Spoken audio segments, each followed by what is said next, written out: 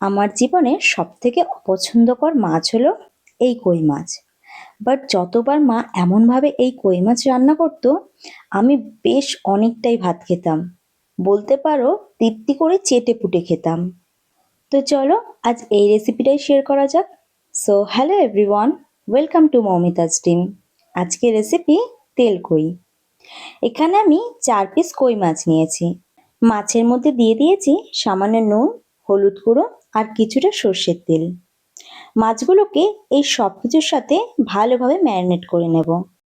কড়াই গরম করে কড়াইতে দিয়ে দিয়েছি কিছুটা সর্ষের তেল।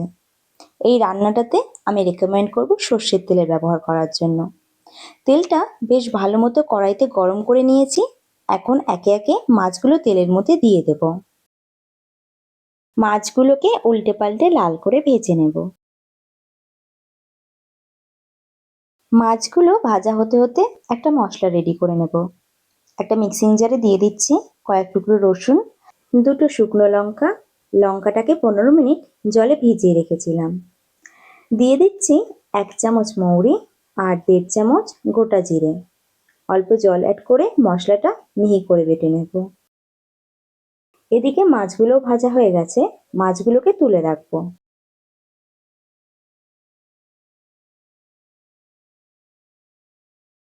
কড়াইতে দিয়ে দিচ্ছি সামান্য কালো জিরে। জিরেটাকে তেলের মধ্যে হালকা নাড়াচাড়া করে দিয়ে দিচ্ছি পেঁয়াজ বাটা।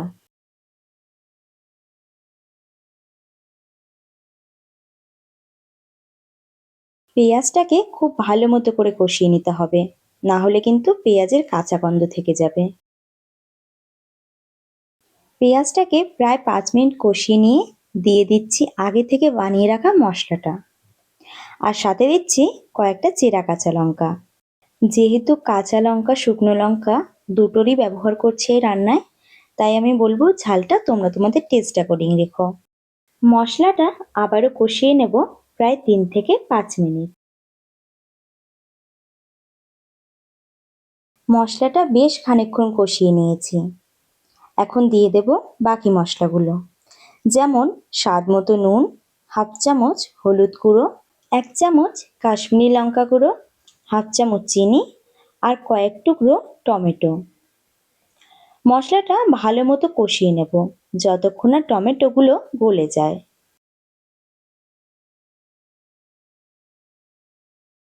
মশলাটা ভালো মতো কষিয়ে নিয়েছি আর টমেটো বেশ গলে এসেছে। এখন দিয়ে দিচ্ছি জল। যেহেতু মাছের ঝোলটা গামাখা করব, তাই জলটা অল্প পরিমাণে ব্যবহার করেছি। ঢাকা দিয়ে ঝোলটাকে হালকা ফুটিয়ে নেব।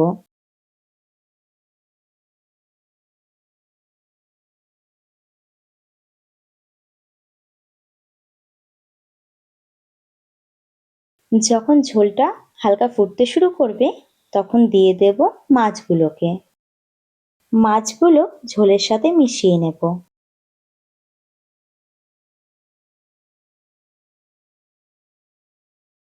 মেশানো হয়ে গেলে ঢাকা দিয়ে ঝোলটা 5 থেকে 7 মিনিট ফুটিয়ে নেব। ঝোলটা বেশ গামাখা হয়ে এসেছে এবং তেলও রিলিজ হয়েছে। রান্নাটা অলমোস্ট রেডি। নামানোর আগে দিয়ে দেব অল্প গরম মশলার গুঁড়ো আর কিছুটা সর্ষের তেল। ব্যাস মিশিয়ে নিলেই রেডি তেল কই। জানি তোমরা অনেকেই জানো এই রেসিপিটা, বাট একবার এইভাবে বানিয়ে দেখো, দারুণ লাগে খেতে কিন্তু। গরম ভাতের সাথে দুপুরটা কিন্তু পুরো জমে যাবে। আর হ্যাঁ, আমাকে জানাতে ভুলো না কেমন লাগলো আজকের এই রেসিপিটা। দেখা হবে নতুন এক ভিডিওর সাথে।